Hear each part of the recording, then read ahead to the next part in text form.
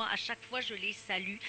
Et c'est d'ailleurs une First Maroc est dirigée par une dame qui est mariée donc avec un Marocain qui a vécu au Maroc, qui connaît extrêmement bien tout ça, qui va tout vérifier, donc c'est toujours impeccable. Alors moi, vraiment, chaque fois que cette brochure sort, j'en parle et puis je vous donne éventuellement quelques suggestions.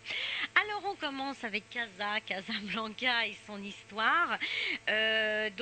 Bon, évidemment, comme le guide du routard mis à jour sur le Maroc parle évidemment de tout.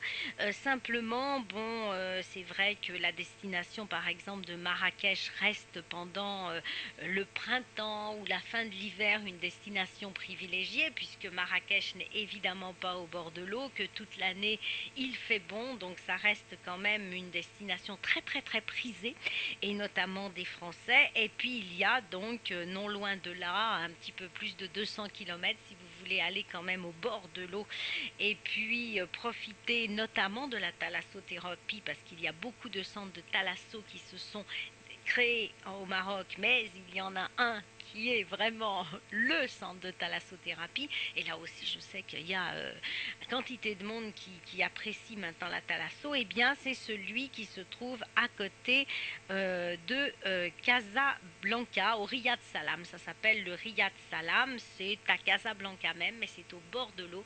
Et c'est les plus grands centres de thalassothérapie, j'allais dire du Maroc, c'est certain, mais vraiment de beaucoup d'autres pays. Donc Casablanca, bon ben vous le savez, une ville au fond qui est très grande aujourd'hui, mais qui en 1575, quand les Portugais ont occupé l'ancien village donc de Casa, qui n'était quasiment rien, c'était quoi? C'était un petit hameau. Et c'est ces Portugais qui sont arrivés donc au XVIe siècle et qui ont donné à Casablanca son nom de Casablanca, c'est-à-dire Casabianca, la ville blanche. Et on le comprend donc quand on y va, puisque c'est vrai qu'elle porte bien son nom, cette ville. C'est une ville qui n'a cessé évidemment de croître depuis donc le XVIe siècle, qui a pris un essor considérable, notamment au milieu du XIXe siècle. Alors pourquoi? Eh bien grâce aux échanges qui étaient faits avec les Européens, et je pense notamment au travail de Lyautey, qui a créé le protectorat français au Maroc, et ça c'était au début du siècle.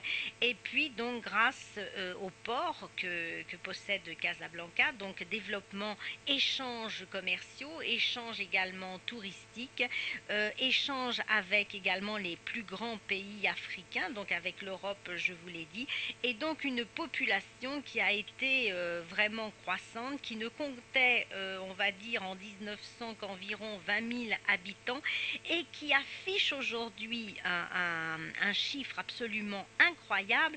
C'est une estimation bien sûr officieuse de 4 millions d'habitants. Vous vous rendez compte, ce qui fait de Casablanca la plus grande ville du Maghreb et la quatrième ville d'Afrique. Donc c'est absolument considérable.